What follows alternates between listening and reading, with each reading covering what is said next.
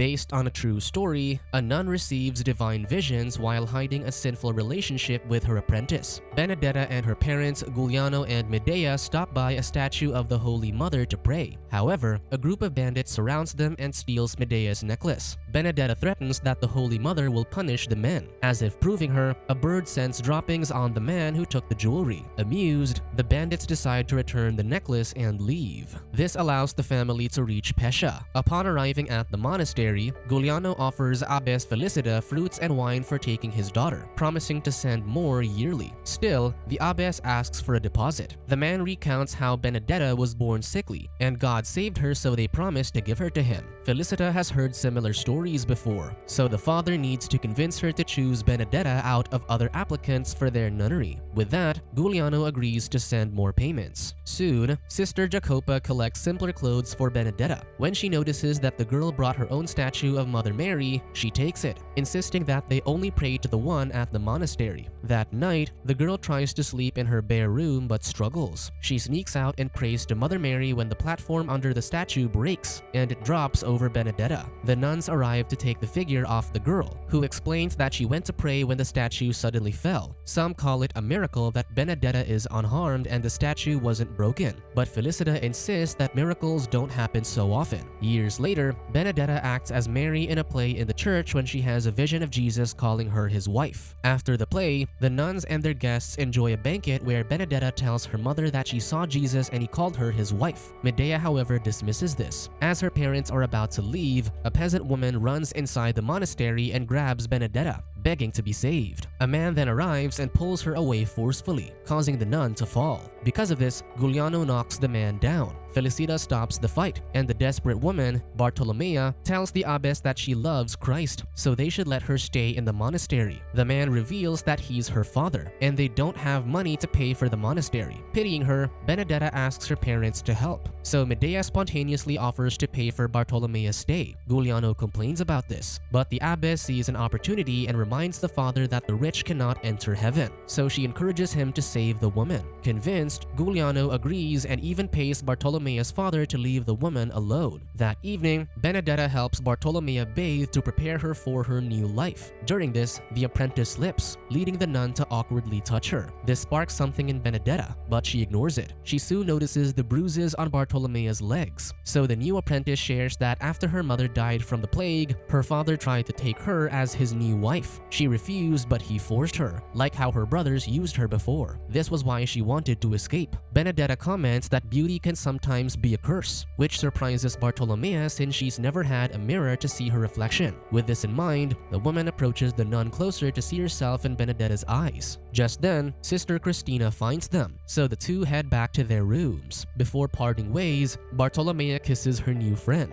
This makes Benedetta nervous, so she prays in her room to have someone else teach the woman since she can't do it. The next day during choir practice, Bartolomea looks over Benedetta's shoulder to see her notes but gets tempted by the woman's figure, so she touches her. Benedetta gasps at her touch and sees a vision where snakes surround her. Jesus arrives and slices the monsters, warning her that the demons are trying to keep her away from him. He assures her that they won't be separated before kissing the woman. However, this has her acting out the events, making the others watch her with worry. Later, she confesses to Father Paolo that she keeps seeing Jesus, but she was afraid when she had the visions. Paolo thinks her visions might be false since Christ would have filled her with joy. One day as the nuns work, Bartolomea accidentally bumps into Christina, making her drop spools of threads into boiling water. This leads to the two arguing, so Benedetta steps in, pointing out that the apprentice was careless. She orders Bartolomea to remove the spools from the hot water, or she'll send for her father to take her back. Afraid, Bartolomea plunges her hands into the boiling pot, but luckily, Christina pities her and makes her stop. Because of this, Benedetta is sent to the abbess's office but denies wanting to punish Bartolomea for her mistakes. Instead, she wanted to deliberately hurt her, though she doesn't know why. She insists that she doesn't hate the woman, but when asked if she has feelings for her, Benedetta hesitates before clarifying that she sympathizes with her. As punishment, Benedetta is ordered to assist the sticky Jacopa. She proceeds with her task that night and sees bloodstains on Jacopa's bedsheet. When she tries to help the woman with her dress, Nevertheless, Jacopa refuses, so Benedetta reminds her that pride is a sin. The older woman notes that everyone has sinned, like how she was born Jewish and the other nuns have had children before entering the monastery. As penance, Jacopa reveals a wound on her chest, which she believes is a sign from God. With an idea in mind, Benedetta takes a golden plate from the hallway and uses it as a mirror to see her body. Conflicted, she starts praying again. The following day, everyone wakes to Benedetta thrashing in bed. A doctor sedates her in the evening but can't figure out what's wrong with her. As Benedetta sleeps later, Bartolomea visits her, confessing that she wants to be with her. She then kisses the woman before leaving. The event has Benedetta dreaming about bandits attempting to force themselves on her. Fortunately, Jesus arrives and kills the man, saving her. The woman thanks him, only to discover that her savior isn't Jesus after all. The unknown man slaps her and slices at her chest, making Benedetta scream in real life, so the nuns sedate her again. One morning, Benedetta wakes up to learn that Bartolomea is assigned to watch over her while she's ill. The woman questions if Bartolomea intends on tormenting her, but she denies this. While fixing up their room, the apprentice finds Benedetta's old statue of the Holy Mother that she'd hidden in her dresser. Learning that it's her mother's, Bartolomea sets it up in the room to appease the woman, and it works. The two prepare for bed that evening, so Benedetta draws the curtains between them for privacy. However, her companion deliberately drops her robes on the floor to make her pick them up, allowing Bartolomea to see her. The woman just says that it's a joke before going to bed,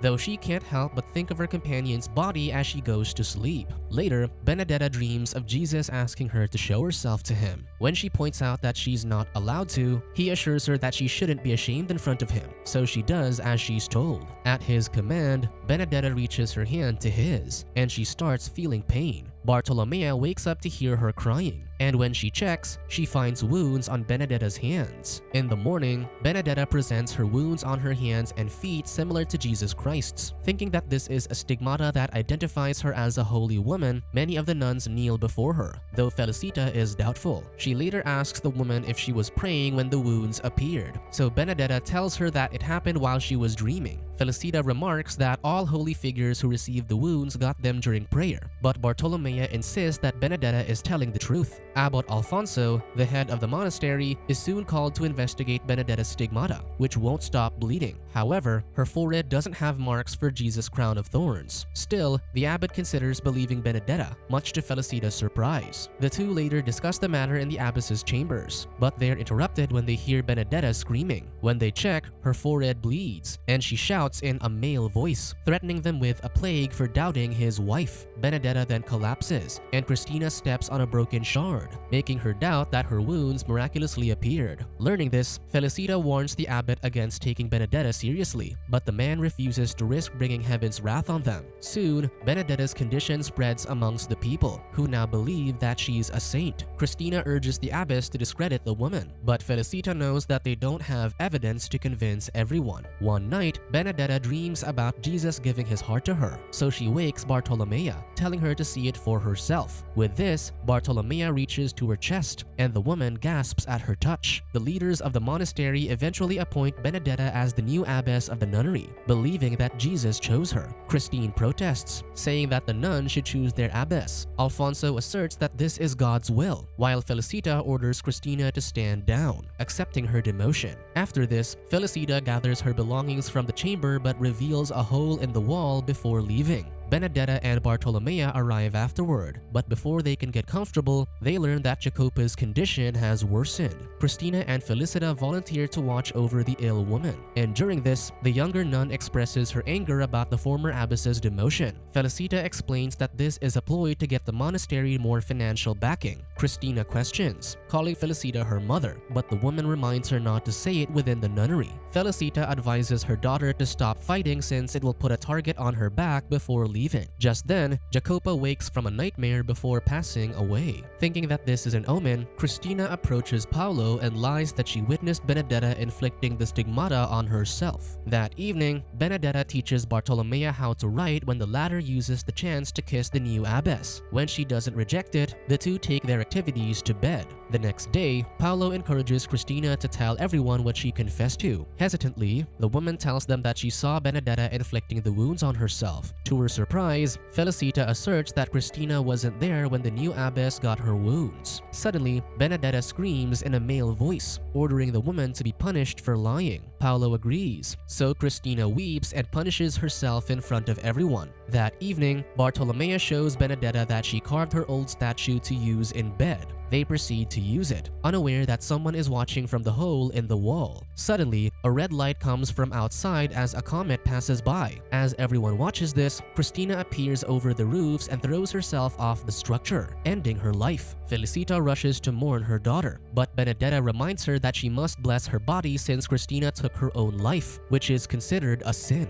Instead, Felicita tackles the woman, blaming her for her daughter's death until the others pull her away. Having lost everything, the former abbess heads to Florence that evening. Benedetta assumes that the former abbess plans to speak to the bishop to discredit her. This worries Bartolomea, revealing that she also thinks Benedetta's miracles aren't true. The woman insists that God was speaking through her, but when she encourages Bartolomea to touch her, she refuses, disgusted that Benedetta truly believes that she's holy yet spends private time with her. This leaves Benedetta to satisfy herself, but she breaks down in tears afterward. Suddenly, she gets a moment of clarity as she predicts that everything will soon be revealed. The following day, Felicita arrives at Florence where the people suffer from a plague. She reports Benedetta's activities with Bartolomea to the bishop and urges him to visit the nunnery to see it for himself. That night, the monastery holds a procession to beg for mercy as the comet still looms over them. Alfonso reminds everyone that in the Bible, when a great star fell from the sky, it was a sign of an epidemic. Terrified, everyone kneels to pray except for Benedetta. She approaches the crucifix and kisses the ground before it. Afterward, she thanks God and tells everyone that the comet is a sign that he's protecting them from the plague. With that, everyone praises God and Jesus. Benedetta then approaches the village's knights and orders them to close the city gates and not let anyone in or out. As the nuns head back inside, Benedetta suddenly collapses. The following day, Felicita and the bishop arrive at the city gates but are refused entry. Alfonso meets with them, so the bishop announces that he's there to meet Benedetta. However, the abbot reveals that their abbess passed away this morning. Not backing down, the bishop insists on holding her funeral, but the knights aim their weapons, insisting that they cannot enter. Still, the man argues that they're sent by God, so Alfonso has no choice but to let them in. The group rushes to the monastery's church, where they find Benedetta's body. Seeing that she doesn't have the markings of the plague, the bishop blesses her when Benedetta suddenly wakes up and screams, begging Jesus to return. Tearfully, she claims that she was in heaven, but Jesus sent her back to save everyone from the plague.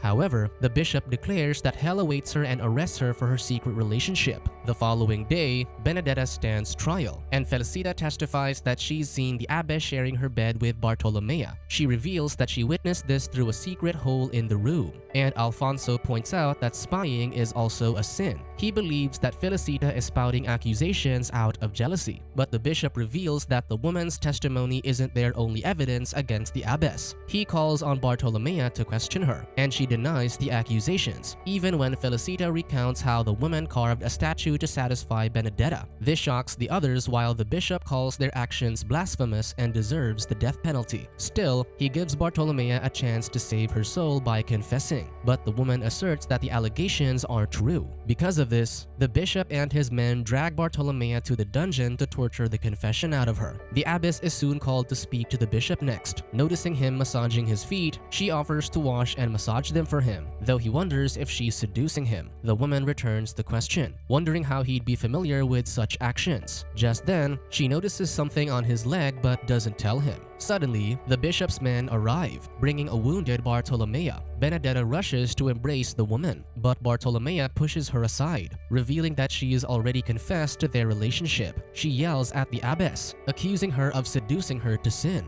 To prove their relationship, she reveals their hidden statue inside a carved book. Suddenly, the abbess yells in a man's voice again, accusing the bishop of mistreating his wife. The men take her away as Benedetta screams that they will all burn in hell. Later, the bishop discovers that Felicita has caught the plague, so he orders his men to move her to the dungeon so people won't see her. Benedetta is then imprisoned, while Bartolomea is expelled from the monastery. After all this, the bishop discovers lesions on his chest, revealing that he has also caught the plague. He hides this when another nun tells him that Benedetta requested to see Felicita to ask for forgiveness. Benedetta soon visits the former abbess and assures her that Christina is waiting for her mother in heaven. Felicita denies this, knowing that her daughter is in hell for taking her own life. The younger woman assures her that God knows she gave her life to him even though she didn't truly believe he existed. Felicita defends that God never spoke to her like he supposedly talked to Benedetta, but the other woman promises she will still be rewarded for her efforts. This confuses Felicita, but knowing that she is dying, she chooses to believe the woman she'd been trying to denounce. As the woman hugs her, the jug of water on her table drops and breaks on the floor. Soon, Benedetta is paraded to the plaza to be executed. Bartolomea pushes herself against the crowd, begging for forgiveness, but the prisoner merely tells her that she was meant to be betrayed. As the bishop takes his place before the prisoner, he finds the villagers angry by his decision to execute the woman they think is a saint. He whispers to Benedetta that he will give her a less painful death if she admits her sins to everyone to quiet them down. Defiantly, she confesses only to being unable to protect her people. She then speaks again in a man's voice, showing stigmata bleeding from her hands as she accuses everyone of betraying the woman he loves. She casts a curse on them, and the people fear her, more so when Felicita stands beside her, showing her infection and thus proving that the plague has entered their city. The former abbess claims that the bishop is the one who brought the sickness to them, and this angers the man, so he orders them to be thrown into the fire. With that, Benedetta is tied to a pyre, but a man throws a rock at the executioner, making him drop the torch to the side of the kindling. This triggers the people to riot, and a few rush to save Benedetta from the flames. The bishop retreats, but the villagers corner him. Bartolomea helps in freeing Benedetta, but discovers a shard from Felicita's water jug at her feet, revealing that this is how the woman caused the wounds in her hands. Despite this, she frees the woman. The villagers beat the bishop and tear his clothes, only to discover the lesions on his skin. Despite this, one woman stabs the man in anger. Benedetta calms the situation and offers to bless the bishop's soul. He asks if he'll go to heaven, and when she says yes, he concludes that she's still lying before taking his final breath. After this, Bartolomea pulls Benedetta away. Before leaving, they find Felicita approaching the pyre, ending her own life to join her daughter in heaven. The following day outside Pescia, Benedetta wakes up the church bells and discovers that the monastery is on fire. She plans to return to save it, but Bartolomea thinks it's pointless. Her lover offers to take her anywhere else, believing that the people might discover her lies and execute her if she returns. However, Benedetta believes that Jesus will protect her as she's fated to stay in the monastery. Hearing this, Bartolomea shows her the shard,